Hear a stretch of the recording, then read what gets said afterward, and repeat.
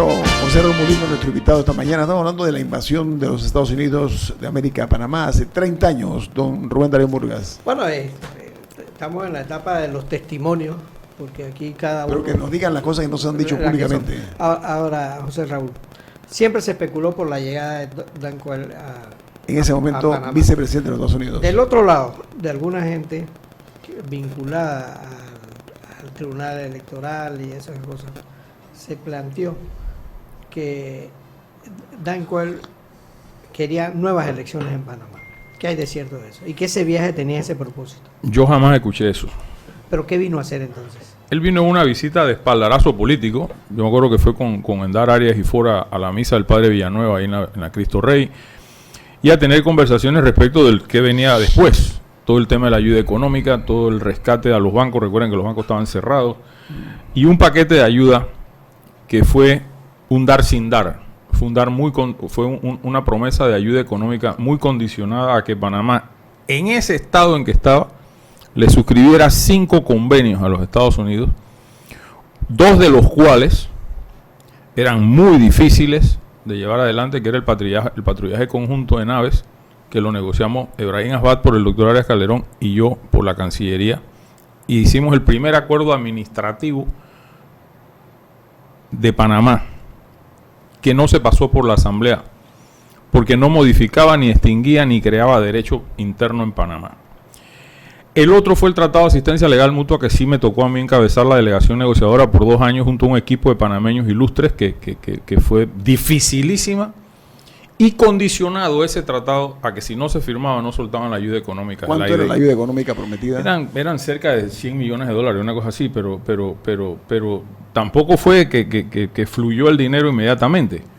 No fue así. Pero hay un tema aquí que ayer yo veía en uno de los reportajes, fue el tema que ya empieza a llegar a la cifra que se manejó en aquel momento de los muertos de la invasión. Hablaron de 3.000 muertos, nunca fue eso. El presidente Endara encomendó a 2 grandes amigos, al doctor Fernando Boy Galindo y al doctor de la Guardia, para que manejaran el tema de la morgue, porque eso ya no se podía tener allí. Estaba bajo control de los estadounidenses. Sí, exactamente. Y que arrancara la atención médica en los hospitales. Yo me acuerdo que una de las cosas más difíciles que había que transportar en medio de la balacera era camiones cargados de reservas de oxígeno, sobre todo para el Hospital Metropolitano del Seguro aquí, enfrente de la universidad, porque había pacientes en intensivo. O sea, el hospital no paró de correr su diario vivir, y había que llevar oxígeno al hospital. ¿Tú te imaginas un camión con eso? Es una bomba andante, ¿no? ¿Cómo se pudo abastecer los hospitales de alguna manera de lo vital del momento para poder darle atención a sus pacientes? Y lo que fue posteriormente el entierro en fosas comunes de las personas que murieron, unos por estar peleando, otros por estar en el lado equivocado, otros porque iban en la calle y les tocó una ráfaga y se murieron. Y Monseñor Magrat, que fue un gran dirigente de la iglesia, yo creo irrepetible, Marcos Gregorio Magrat, en aquel momento presidió una comisión que hicieron así a vuelo de pájaro, porque fue muy rápido un conteo y andábamos alrededor entre 500 y 600 desaparecidos. Ahora la cifra me sorprende, hay menos, 250, 300, he leído 400, pero nunca fueron aquellos 3.000 que se alegaban en un momento dado. Y yo me acuerdo que se decía siempre, 3.000 muertos tienen 3.000 deudos. ¿Y dónde están los 3.000 deudos, no? Pero volviendo un poquito acá a lo que fue... Si tú hablas de 500 muertos, ¿dónde están los 250 deudos esos? No, sí habían. Porque siempre se habló la postura oficial, y lo digo así de frente, la postura oficial se habló de 250. Más o menos 80 policías, ¿no? Sí, puede ser. Que se les ha... Esa cifra nunca... Yo hasta averigüé, no está tampoco dibujada, ¿no? Pero sí. Pero sí hay gente que ha recibido su pensión y todo, ¿no? ¿Cómo no? Es más, ustedes recuerdan que los residentes del Chorrillo fueron metidos en Albrook. Hubo 8.000 chorrilleros metidos en campos de Eso fue un caos que manejó la esposa del doctor Arias Calderón, Teresita, y una esposa y esposas de ministros, etcétera, con la Cruz Roja, con los Estados Unidos, etcétera.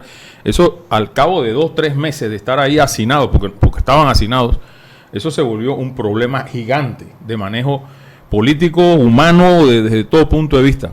Y mientras tanto, Cristo padeciendo acá del lado del gobierno, con exiguos recursos económicos y la férrea mano dólar a dólar de Chinchorro Carles en la Contraloría, que gracias a Dios fue el Contralor, ciertamente.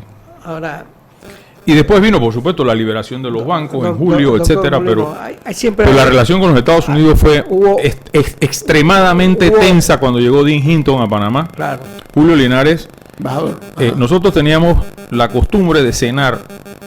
El Deputy Chief of Mission, David Bill, de la embajada, el segundo de la embajada, perdón, por decirlo en inglés, y yo no teníamos una reunión, una semana sí, otra no, con temas de agenda muy específicos. Y una cena al mes del embajador Hinton con Linares y nosotros dos, que se rotaba, a veces era en la embajada, a veces en la casa de Linares, una vez invité yo al Cortijo, etcétera. Julio Linares tuvo una relación tensa con Dean Hinton muy tensa, es un piropo. Agria. En una de las cenas en casa de Julio Linares, Linares largó a Hinton de su casa. Dean Hinton, que era un procónsul. Sí. ¿No? Mandaron aquí no un amigable componedor, mandaron un procónsul que venía de allá de Pakistán, no sé dónde venía, y era un hombre intolerablemente patán y grosero. Después hice buenas migas con él. Es más, hubo anécdotas que parecen risibles. Una vez llegó Hinton a la Cancillería en Guayabera, manga corta, y Linares no lo recibió. Dice que era una falta de respeto, que él no hubiera ido nunca al Departamento de Estado en una Guayabera de manga corta. Cosas así, pero era una relación muy tensa.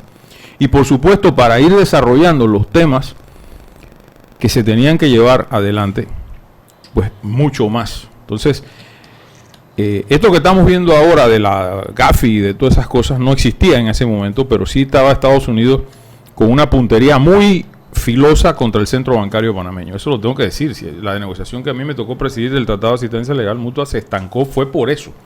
Lo que hoy dan en una sesión extraordinaria, que nadie ha entendido la barbaridad de ley que aprobaron ayer, ¿no? A nosotros a mí casi me queman vivo cuando negocié ese tratado y se firmó, y Dean Hinton dijo, ese no es el tratado que nosotros quisimos, pero fue el que pudimos hacer. Punto.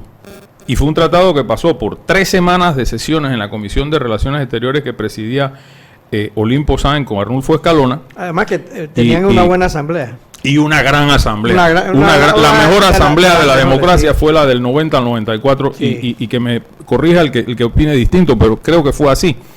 Y 22 sesiones en el pleno de la asamblea para aprobar ese tratado y 3 demandas de inconstitucionalidad en la corte que se ganaron. Volviendo al tema, la relación fue muy escabrosa porque Estados Unidos fue muy mezquino con Panamá. En esas circunstancias, a lo mejor en circunstancias normales se podía hacer otra cosa. En el interín teníamos las embajadas latinoamericanas llenas de asilados. Nosotros manejamos más de 200 casos de asilo diplomático. La de Ecuador, Ecuador, Perú, Venezuela, Cuba llegó a tener 100 y pico de personas. Lucho Gómez ahí. Lucho, estaba Charlo, estaba la esposa de Noriega, las hijas. Sí. Yo recuerdo que esos salvoconductos fueron dificilísimos de dar y nadie dudaba que había el derecho el Estado que calificó el delito tenía todo el derecho en la Convención de Caracas de que él decía que era delito político, pero digo, aquí en Panamá, la embajada de Perú quedaba por aquí en la curva del Cangrejo atrás, sí. Le tiraron una molotov para quemarla, porque adentro de la embajada estaba Charlo González, mi hoy buen amigo, y Heracli de Sucre, que lo acusaban a los ambos de la muerte el 3 de octubre de la masacre de Albrook, denominada masacre de Albrook. O sea que la tensión política en el país no era tanto en materia de estabilidad económica, porque el país pronto empezó a correr su vida normal, pero sí en función de lo tenso, un país completamente dividido, al punto que cuando aquí se hace el primer bambito, las partes no se hablaban, el encuentro de bambito, previo a la elección del 94. Las partes, la oposición de entonces y el gobierno de entonces no se cruzaban palabras que el facilitador fue nuestro común amigo, el expresidente de Colombia, Belisario Betancur, y tú fuiste parte también conmigo en muchos de esos diálogos de Bambito y Coronado, etcétera. O sea, fueron momentos muy difíciles que se construyó una nación con las uñas, prácticamente. Pero ciertamente se tuvo que manejar una situación que fue muy tensa, con un presidente Endara que no era tampoco, la gente lo veía muy bonachón, esa condición de bonachón llegaba hasta donde él quería. ¿Qué es cierto que él sacó de la presidencia a unos coroneles estadounidenses? Varias veces tuvo problemas muy serios. Me dijeron que lo sacó. Sí, sí. Pero hay por irrespetuoso, y también mandó al carajo, perdonando el francés, al vicepresidente de Clinton. ¿Cómo que se llamaba? No, de Clinton. de Clinton.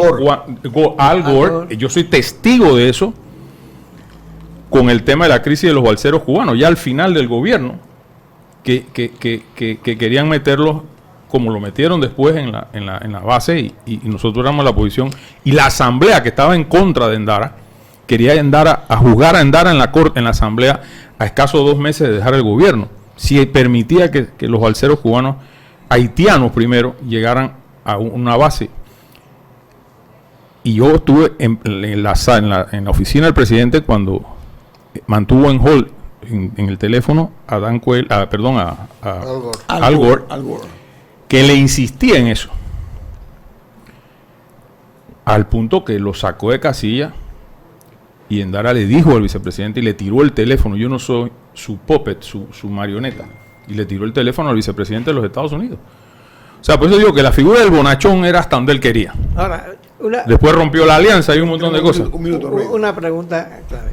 ¿Qué hay de cierto que la huelga de hambre que hizo como presidente de la República Guillermo Endara era contra los norteamericanos? No contra, era una protesta porque Endara se metió, creo que fue en febrero del 90 en la catedral de allá abajo de la plaza de la catedral. Casco Viejo. Sí, del Casco Viejo.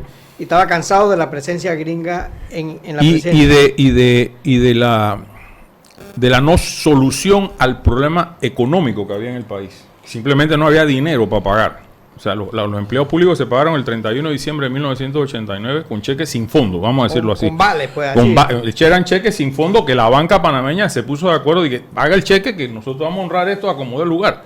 Con una banca congelada, además.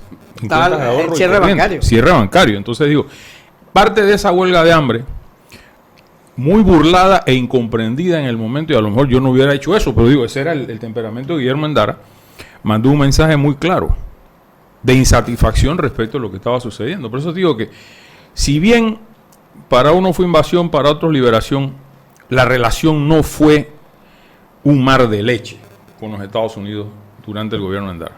José Molino, gracias por su ustedes, testimonio aquí hoy en Infoanálisis. Se agradece mucho, lástima que el tiempo nos ha correteado una vez más.